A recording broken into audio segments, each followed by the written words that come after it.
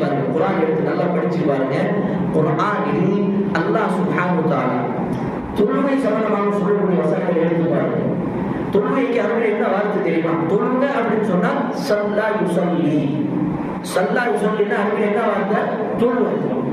ஆனால் குர்ஆனிலே எந்த இடத்திலும் ஸல்லா என்ற வார்த்தை வரல. குர்ஆனில் எந்த இடத்திலும் தொழுகை சம்பந்தமாக வரக்கூடிய வசனங்களில் ஸல்ல ஸலா தொழுகை தொழுகை அப்படின்னு வார்த்தை வரல. எந்த வார்த்தை வந்திருக்கு தெரியுமா? அகாமுஸ் ஸலா தொழுகை நிலைநாட்டுங்கள், தொழுகை தொடர்ச்சியாக செய்யுங்கள். திடீர்னு ஃபஜ்ர், திடீர்னு மக்ரிப், திடீர்னு இஷா, இது தொழுகை நிலைநாட்டுறது கிடையாது. இது தொழுகை ஒருமுறை தொழுகையை நிலைநாட்ட வேண்டும் என்றால் தொழுகை தொடர்ச்சியாக செய்ய வேண்டும் என்று சொன்னார். அதுதான் அகாமுஸ் ஸலா, அதான் தொழுகை நிலைநாட்டுவது.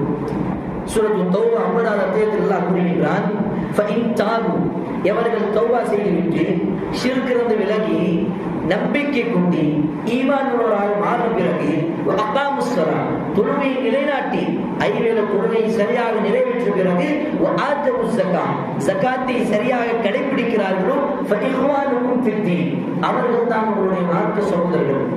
அப்ப நம்முடைய மார்க்க சகோதரர்கள் யாரு? யார் சரியாக தொழுது கொண்டு யார் ஈமான் வைத்து ஸகாத்தை கொடுக்கிறார்களோ அவர்கள் தான் நம்முடைய மார்க்க சகோதரர்கள். அப்ப நம்மளுடைய சகோதரர்கள் நம்ம இவர்களை தான் சொல்ல முடியுமே தவிர பக்கத்தில் இருக்கக்கூடியவர்கள் தொழாமல் என்னுடைய நண்பர் இருக்கிறார்கள் சொன்னால் அவர்களை நீங்கள் ஒரு சகோதரராக கருதலாம். அல்லாஹ் அப்படி கருத மாட்டான். அல்லாஹ்வுடைய பார்வையில் ஈமான் வைத்து தொழுகை நிலைநாட்டி ஸகாத் கொடுத்தால் மட்டும்தான் உங்களுடைய மார்க்க சகோதரர்கள் ஃபஇஹ்வானுக்கும் ஃபித்தீன் என்று அல்லாஹ் திருமறை குர்ஆனிலே சொல்லுகிறார். அப்ப தொழுகை விஷயத்திலும் அல்லாஹ் எந்த இடத்திலும் தொழுங்கள் என்று சொன்னாமல் அதை கடைபிடிங்கள், நிலைநாட்டுங்கள், தொடர்ச்சியாக அந்த தொழுகை தொழுங்கள் என்று சொல்கிறார் என்று சொன்னால் என்ன நோக்கம்? ஒரு முறை இருமுறை அல்லாஹ் இபாதத் செய்வது இது பெருசு கிடையாதுங்க.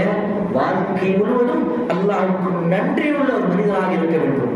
வாழ்க்கை முழுவதும் அல்லாஹ்வுக்கு இபாதத் செய்யக்கூடிய, அல்லாஹ்வுக்கு வணங்கக்கூடிய ஒரு நல்ல அடியாராக இருக்க வேண்டும். அதனால்தான் பாருங்கள், அல்லாஹ்வின் தூதர் முஹம்மது நபி ஸல்லல்லாஹு அலைஹி வஸல்லம் முன்பின் பாவங்கள் எல்லாம் மன்னிக்கப்பட்டவர்கள், அவர்களுடைய பெரிய சிறிய பாவங்கள் எல்லாம் மன்னிக்கப்பட்டவர்கள். வெளிப்படையாக அந்தரத்தில் செய்யக்கூடிய எல்லா பாவங்களையும் அல்லாஹ் அவர்களை மன்னித்து விட்டான்.